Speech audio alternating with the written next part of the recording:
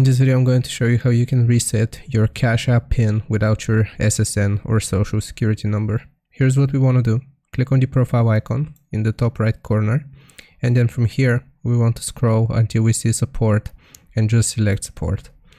So from here it's going to show us all of these articles, and we can search for PIN reset just like that, and you will see an option called reset Cash App PIN. Now click on this option, and if we click on change Cash App PIN, it's going to ask for our social security number, but we don't want that. So what we're gonna do is instead select chat. So from here you will say that you want to reset your Cash App PIN, but you can't provide the social security number, and you want to ask if they can use another verification method like the phone number or email associated with your Cash App account. That's basically what you're going to explain to the Cash App support, and they will assist you with resetting the PIN without your SSN. And that's how you do it. I hope this helps. Leave a like and sub, and I'll see you next time.